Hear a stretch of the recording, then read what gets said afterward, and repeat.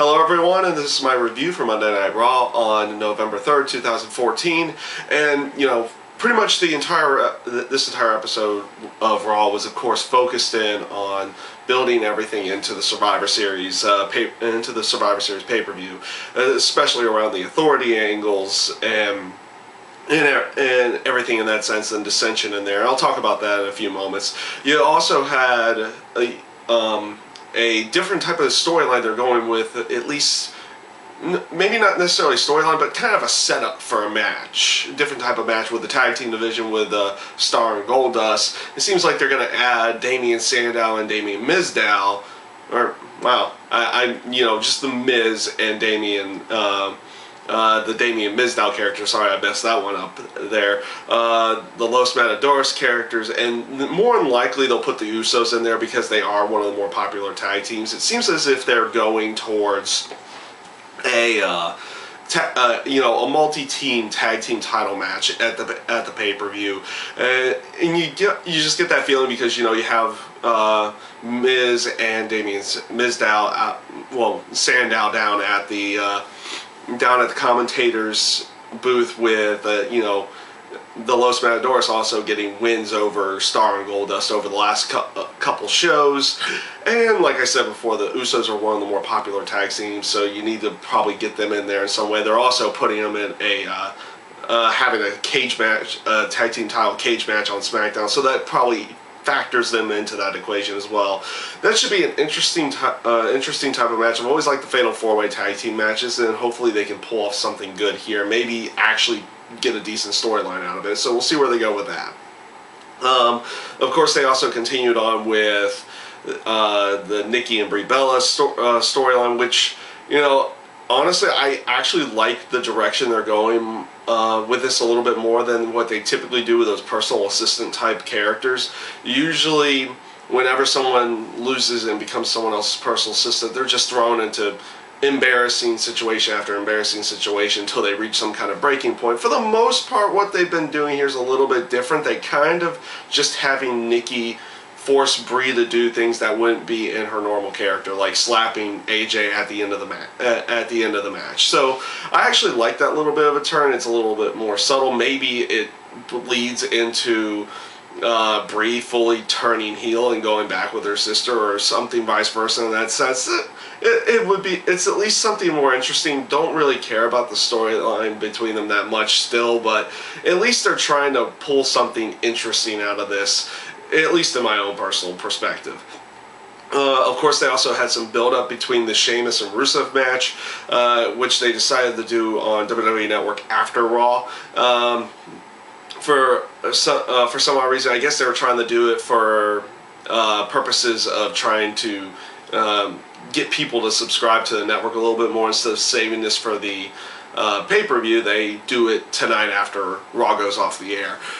So that was a pretty good, that was pretty good in there. Obviously, they're rushing things to try to get that match going and actually build for a story at the actual end of the show, on the network. So it is what it is on that. But the match itself on the network afterwards, I thought was a really good match, and honestly, it fits more to the Rusev character to actually have the United States title. It does put some meaning back onto it, and you feel like he'll probably end up doing something with the title, and you give other superstars who are going to go after Rusev now another reason to try to beat him even more. You have a chance at winning the U.S. title, and then of course you have the chance of being the first one to make him be pinned or submit throughout that time. So we'll see who they have as his next opponent. I'm assuming they'll keep Sheamus around for at least one more match with him, and then we'll see who they go with after that. They continued on with Ryback's comeback. I'm glad this week on his match it wasn't just another squash match. You had gone through that period of time long ago with Ryback's Feed Me More, the just brutalized type character, where he just squashed everybody. It was nice to see that, they didn't go that route for too terribly long. They allowed him to have at least a decent match with Titus O'Neil in this case. I thought it came off pretty good, and obviously keeps Ryback's momentum going. Obviously, and as everyone has seen so far, the fans have gotten back into it really quickly. If they had ever really left that particular character, they just kind of forgot the whole heel character that he had over the last year and a half. So it's good to see that they're bringing Ryback back into that character really quickly. And this does bring me this brings me now to the Bray Wyatt Dean Ambrose storyline. It's interesting enough that they pretty much fed Cesaro to Dean Ambrose over the last couple shows to try to help build this feud with Dean Ambrose and Bray Wyatt. And from what I can tell, the way I'm seeing it, I've seen the storyline going is like Dean Ambrose used to be part of the Flock or something like that with Bray Wyatt back in the day, but he escaped or got set free, and now now it seems as if Bray might be trying to bring him back. Well, I mean, we'll see where they fully go with the storyline. That's just what I've gotten off of other promos and everything like that. I mean, we'll actually see where they go with it here in the near future.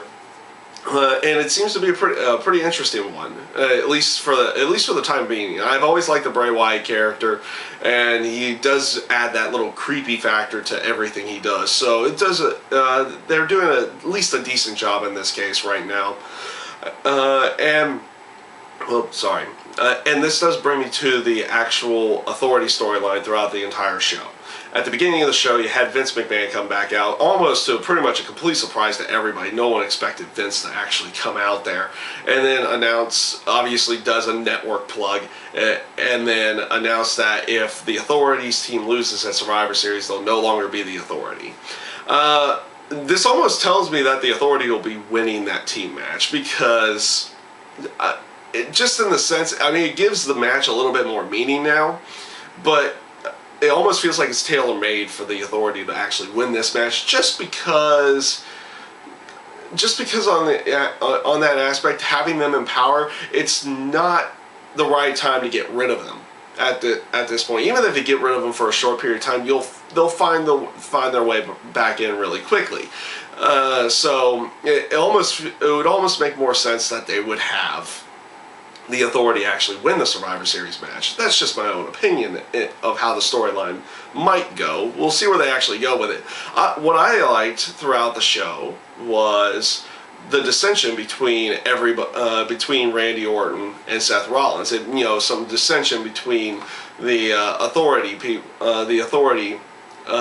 group in general, just allowing it to seem like they would be vulnerable going into Survivor Series.